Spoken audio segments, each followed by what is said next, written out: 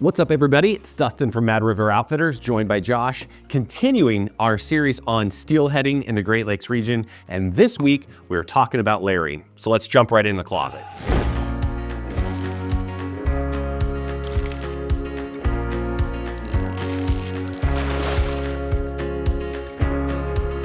So we're gonna start at the bottom, start at feet, and kind of work our way up to the top. First things first, we've got our wool socks. Smart Wool, great brand. We really like when it's pretty cold to start out with a liner sock underneath. If you want to check this out on gloves and more about socks and more of the extremities, we've got another video right over there that you can check out that Brian did just a couple weeks ago. I think one of the things that I see a lot of folks do erroneously on the water is they'll try to cram too many layers, especially on the feet layer, especially with cotton. Bad idea. And I'll get a lot of clients out there, and I know you probably had the same thing where they say like, man, my feet are freezing. And then I'll ask, well, what do you have on in terms of base layers? And they'll say, I don't know, man, I've got like 5 or 6 pairs of socks on, and you're cutting off the circulation. 1, 2, cotton's not the best for keeping warm. So I think that's really important. What do you put on over that sock though? We want to talk about the actual boots. Generally speaking, Josh, I don't know if you'd agree with this or not, but I always want to size up a little bit in my boots. Sometimes 2 times. Yes. You know, the wader booty is very thick. You're going to be wearing hopefully a liner and a thick wool sock. So having that extra room is very important in between the actual shoe and your feet. That way, when your feet do get cold, they will still get cold, but you'll be able to get new circulation and new warm blood. Because if you're very compressed, once you get cold, you're not going to warm up until you get back in the car and you take those boots off at the end of the day. That's right. Working up, we got to have a base layer in terms of our legs. Josh, what's your go-to in terms of starting with that base layer? I really like this. This is a lightweight kind of base layer. They make this in, I believe, a lightweight, a midweight, and a heavyweight. So this would be more like kind of my 40 and 50 degree kind of style. Just like a legging style pant. Usually I'll put something over that if it's even colder. I tend to do the same thing. So we have the Orbis Pros here, these wader pants. These are a bit lighter. Again, this would be that kind of 40, 50 degree day. But if you can also wear those just by themselves. And I generally tend to do that. If we were in that ballpark where if it's north of 40, I'm probably just wearing 1 pair of pants. You can overlayer. And so just know the context you're going to be fishing in. If you're going to be floating and not really moving around a whole lot, you might want that extra layer. If you're going to be wading and walking around and having a lot of movement, I'm going to probably have a little bit less. But those days where, it's 20 degrees colder, having a thicker fleece wading pant. Fjord pants. It is. And yep. Those are super great when it gets cold. Yep. So gonna have that on under our waders. But again, the same thing, I'm not wearing, it's just the same thing we have with our feet, 4 or 5 different pants layers. I'm generally 2, and just being appropriate with what those 2 layers are. Sometimes, like you said, if it's warmer, just 1. But then we gotta keep working our way up. So what are we doing when we get to our torso? So very similar to our bottom half, we're gonna start with a base layer. This is the heavyweight version, same kind of style, same thing, lightweight, midweight, heavyweight. This is super awesome. Something that we'll do a lot of times when it's a little warmer out, which would typically be like the fringe part of our season, so late spring, early fall, we will choose a sun shirt a lot of times with a hood instead of that base layer. Sun protection is a huge thing. Even though it's 40, 50 degrees out, you can still get burned very easily. And especially if you're walking around, moving a bunch, this is a lot nicer to have as a base layer than, something like this. Absolutely. And then those days where we know we're going to be, especially as Josh said, when we get into the spring and we're north of 50 degrees even, I'm wearing that with something like this or something like you have like a button down over it. Yeah. And then I can remove that, throw it in my pack and stay comfortable throughout the day. I think being comfortable out on the water is probably one of the paramount elements to having success. If you're not comfortable, you're not going to fish all that well. So having that dialed in is very, very important. For sure. Another thing that kind of the next step of our layering piece that both of us do, a lot of us do most of the time, is we'll either have this base layer or this sun shirt, and instead of immediately putting a big jacket or something like that over it, a lot of us will choose a vest. Vest, absolutely. Yep. You get mobility without kind of impeding your arms from doing the work you have to do when we're fishing, but you also keep your core warm. So I think that's what's great about the vest. Yeah, what else do we got? So working out from there, typically, if we were to wear a vest, and then next thing I would choose, if it's real cold, I'd probably choose something real heavily. Yeah, yep. So big heavy jacket, something that's got a lot of insulation. Yep. And that's going to keep you nice and comfortable, as we said.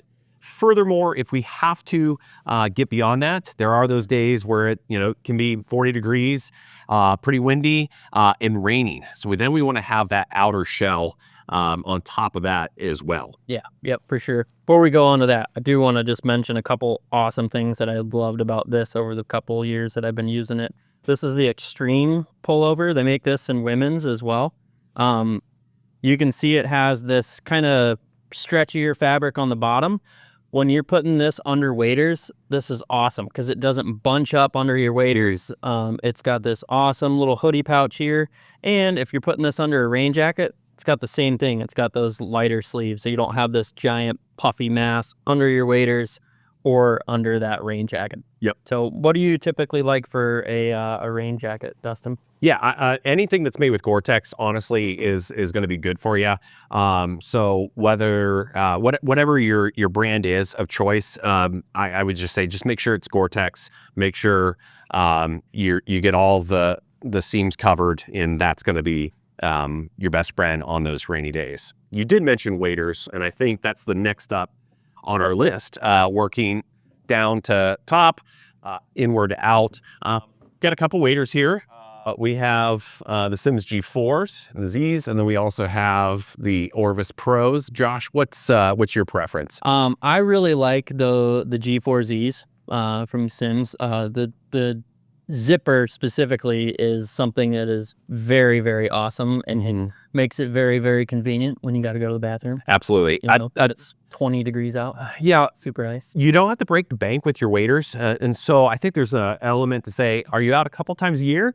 Then there's certain waders that we'd recommend for you. Are you out a couple times a month? Then we would probably recommend some other ones. But comfort and durability are the most crucial things that you want to look for in your waders.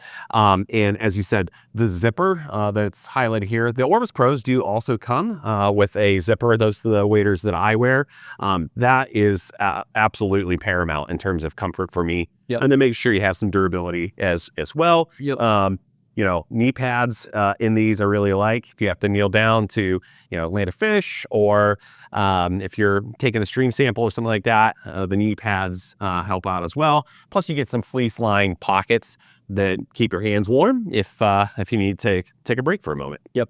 Another one that we don't have up here right now, another option that a lot of us like is a boot foot option as well. So those are waders with the boot actually built into the wader. We were talking about at the beginning of this video about having room for circulation. Awesome amount of room for circulation with those boot foot waders, and your feet do not get cold in those. Right. Like I've worn them in Alaska, I've worn them here. They are awesome. Going to be a little bit on the pricier side, but for what you pay for, they're going to be well worth it. Only thing, if you're walking around a ton, as we do during steelhead season, may not be the best option because they don't quite offer the ankle support that something like this flyweight boot offers you, or something like a laced stocking foot and a regular wading boot option. Right.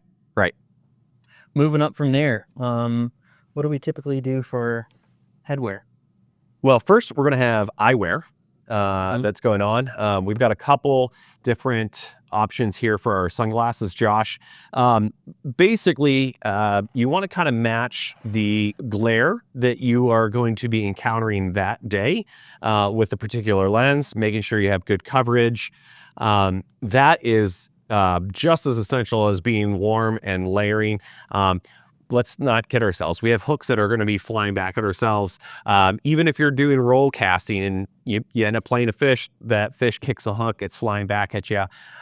So not only is it helpful for looking the water, seeing the water, fighting that glare, it's also protective. And so before we get into what hats we're going to wear or anything like that, when we get to this, top part of what we're layering, your eyes need to be protected in more ways than one. And so that would be the next step on the list. Couple different lenses that we have here. I believe we have some other videos on talking about some of these lenses, but I'll just go over them real quickly. So both of us really like Costa sunglasses.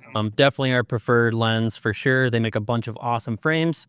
We've got 3 different types here. We've got the Sunrise Silver Mirror, which is our lower light, so cloudier, more overcast days, which we see a lot of. Next up would be the Gold Mirror. So this is kind of a rose-based lens with a gold mirror to them. This is kind of your variable light. This one has been awesome for us because there are so many times during the spring, fall, and winter that you could start off sunrise, it's bright and sunny, and then an hour later it's dumping snow, and then it rains, and then it's sunny. You never know what you're going to get. So a lot of times before these came out, we would carry 2 pairs and we'd switch because these are painful when it gets real bright out. And then the next one that we usually do when it's really high sun is a green mirror. This is kind of a copper amber base with a green mirror to them. When you're going to have high sun all day, this one's awesome. We're not really rarely are we actually sight fishing to these steelhead. Maybe the low water scenario in early fall, maybe sometimes in the spring, more so a fall time. So you're not actually looking to cut that glare and actually see into the water a lot of times, but really just for your comfortability. You're not squinting all day long. Yep. And seeing a bobber, seeing an indicator, stuff like that, it makes a huge difference. So moving on up from there, we go to our hats, just like we would have with our jackets, with our base layers, all that. Wear your hat based on what the day is going to offer you. So something like this Howler Brothers hat I got on, it's mesh. It's going to be for more warmer weather I would have. It's going to breathe great. I'm going to wear probably something that's a little more enclosed in 99% of our environments that we encounter. But when we get cold or wet, I'm going to throw something in on top of that, and you got a stocking cap there. So what we typically do instead, you can do this. There's sort of no rules. There's no police. Nobody's going to come and arrest you. But the typical way to wear these is, you just take your hat off and you put this right on your head. But a lot of times what we'll do is we'll put this right over our hat, over our ears, and it keeps the brim of this, the very edge of this, out of your eyes and covering up your sunglasses. And also having that hat brim too, from your ball cap, it covers that glare. Yeah, and it helps out with the glare. So this is helpful to have to keep you warm. The bill's there to keep you from having glare impede on being able to see and fish comfortably throughout the day. The bill also helps out if it is a rainy situation.